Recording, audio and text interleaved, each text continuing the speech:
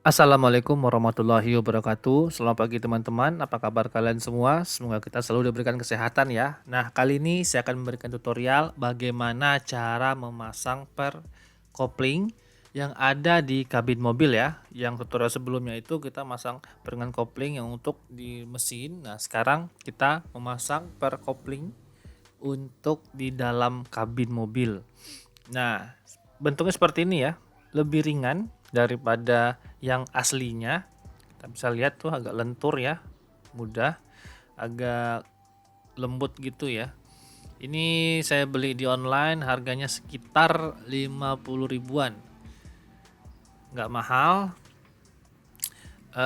Nah, ini bentuknya ya, agak lebih lunak dia daripada yang asli. Nah, ini ya, ini seperti kawat yang ya tebelnya nggak terlalu tebel sih, karena fungsinya memang untuk memperingan ya. Mari kita lihat tutorialnya ya, caranya bagaimana. Nah, ini adalah kopling yang ada di kabin mobil di bawah dashboard ya. Nah, ini penampakannya ini agak kotor, memang agak kotor karena saya sebelumnya itu mengira penyebab dari kerasnya kopling itu adalah per yang ini. Jadi saya kasih gemuk semprot ya, yang aerosol. Tapi tetap aja ya kurang lembut atau masih ya agak keras lah. Nah, jadi untuk pemasangannya seperti ini. Kita bisa lihat di sini. Dia ada dua sisi ya, sisi atas dan sisi bawah. Nah, ini sisi bawah. Yaitu fungsinya adalah untuk mendorong. Nah, itu dia. Ini fungsinya mendorong pedal kopling. Nah, itu fungsinya mendorong. Dan bagian atasnya yang sebelah atas itu fungsinya untuk menahan. Nah, di sini memang fungsinya itu adalah untuk mendorong pedalnya itu ya. Jadi kalau misalnya pernya itu agak tebal, ya memang agak keras sih dia memang. Nah, inilah fungsinya kita ganti yang agak ringan ya, agak kecil ya, yang agak lembut. Nah, untuk caranya pemasangannya, kita tinggal buka ini, baut ini. Ini baut 12 ya, pakai kunci 12 ya untuk membukanya. Seperti ini. Ya, ini harus cukup sabar sih untuk membukanya. Nah, itu tinggal kita tarik sampai keluar.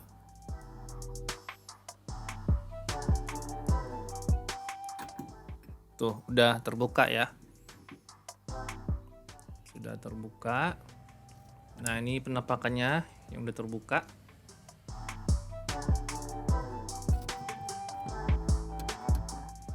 Tinggal dibuka aja ya. Nah, ini udah saya buka. Seperti ini bentuknya. Nanti tinggal saya bersihkan. Ini kotor banget ya, karena gemuk-gemuknya itu.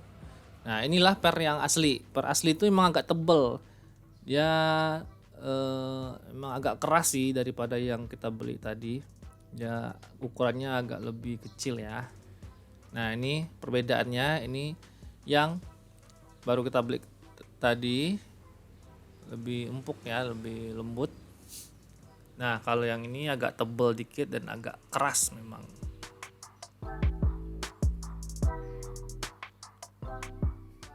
Nah, seperti ini penampakannya. Nah, ini tinggal kita pasang. Pasangnya gampang ya, seperti tadi. Yang di bawah itu untuk pendorong pedal kopling, dan yang bagian atas ini itu untuk penahannya di bagian atas.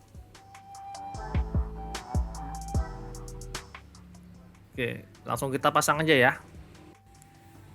Nah, ini udah terpasang. Nah, ini yang atas tinggal masukin ke lubangnya. Terus yang bagian atas itu tinggal dimasukkan ke tempat pedal kopling yang bagian atas. Nah, seperti ini. Terus tinggal kita masukkan bautnya. Tinggal didorong ya. Nah, seperti itu. Nah, ini udah terpasang. Seperti ini. Tuh, bagian atasnya penahan di atas, bagian bawahnya itu untuk mendorong pedal. Nah, itu di bagian atas itu tempat kabel kopling ya. Nah, ini kita coba. Nah, dari sini yang saya coba itu memang dia menambah ringan kopling, tapi itu nggak signifikan ya, saya bilang ya.